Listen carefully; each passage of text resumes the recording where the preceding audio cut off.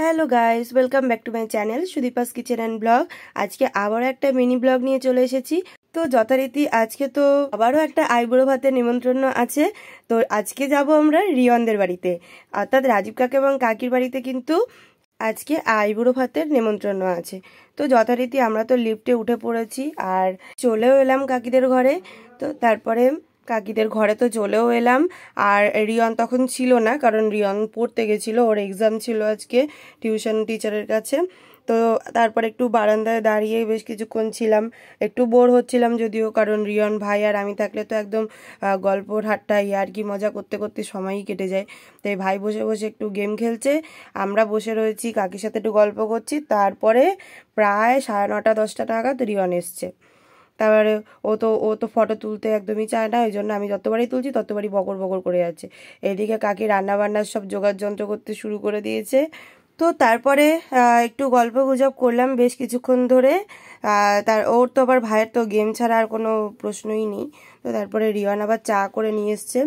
এই একটা জিনিস, রিয়ন কিন্তু বেশ কাজ করে, ওর বউয়ের কিন্তু কোনো মানে অসুবিধা হবে না।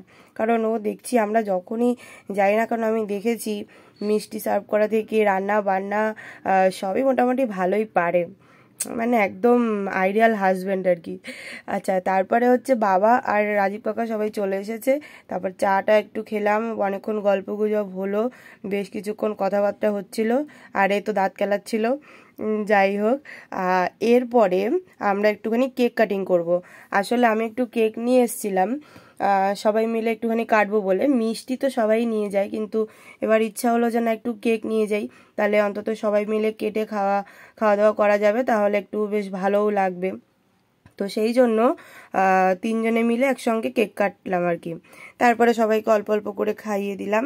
আর এই ডিজাইনটা না কোনো মাথাতেই ছিল না, হুটহাট করে যেমন মাথায় এসেছে সেইভাবে কেকের ডিজাইনটা করেছিলাম।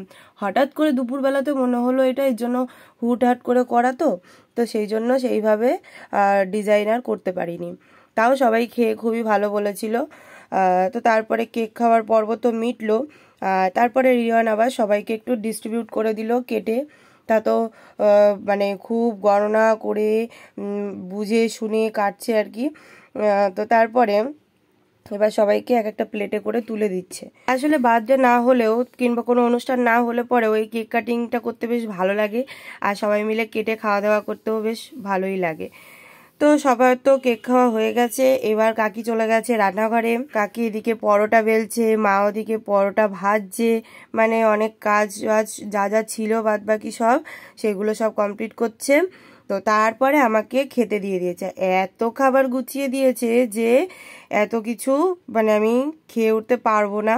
তাও জোর জবরদস্তি যে না, তোকে সবগুলোরই অল্প অল্প করে টেস্ট করতে হবে। তো নিয়ম রক্ষার যেহেতু, মার আবার এদিকে হাতে তেল লেগেছে ছিটকে।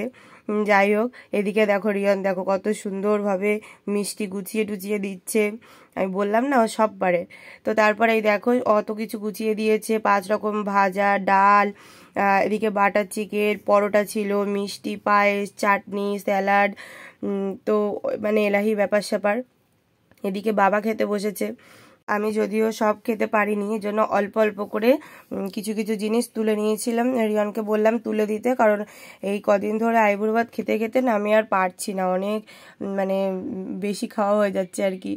আর যত ভাবছি ডায়েট করব, সেটা আর হয়ে উঠছে না। এই আইবুড়ো ভাতের চক্করে আমি মানে আরো কত কেজি যে গেইন করে ফেলেছি তার ঠিক ঠিকানা নেই। তো আমার খাওয়া এখনো চলছে, আস্তে আস্তে টুকুর টুকুর করে খেতে খেতে অনেকটা লেট হয়ে গেছে। তো যাই হোক, আর তারপরে খাওয়া দাওয়ার ভিডিও তুলেছে, এটা আমি জানতামই না, চুপচাপ তুলেছে। তো তারপরে কাকিরা আবার আমার জন্য একটা গিফট এনেছে, তো সেই গিফটটা আবার আমাকে এখন দিচ্ছে। তো সেইটা গিফটটা পরে তোমাদেরকে দেখাবো, খুবই সুন্দর হয়েছে, আমার ভীষণ পছন্দ হয়েছে। তো এই গিফটটা কি আছে, প্যাকিংটা খুলে আমি তোমাদেরকে ভিডিও শেষে দেখাবো। তো যাই হোক, তারপরে খাওয়া দাওয়া তো আস্তে আস্তে কমপ্লিট করলাম, আর মানে পুরো সব শেষ করতে পারছিলাম না, তো অর্ধেক অর্ধেক ওই যে বললাম তুলেই রেখেছিলাম।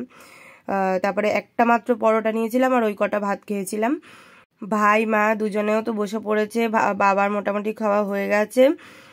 তো তারপরে রাজীব কাকা আবার কি করেছে, আমরা যেগুলো খেতে পারিনি সেইগুলোকেও আবার আমাদের বাড়িতে পাঠিয়ে দিয়েছে। যাতে পরের দিন খেতে পারি। আর একটা লিফটের মধ্যে দেখো কতজন মিলে উঠেছি, গাদাগাদি করে যাতে একবারে সবাই নামতে পারে।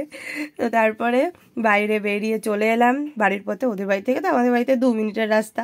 তো তারপরে এই দেখো গিফটটাও ভীষণ আমার পছন্দ হয়েছে। দেখো এটা লাইট জ্বলে, একটা কারেন্ট সিস্টেম তো তার দিয়ে, তো এটা দেখো ওটাও ভাই লাগিয়ে দেখাবে।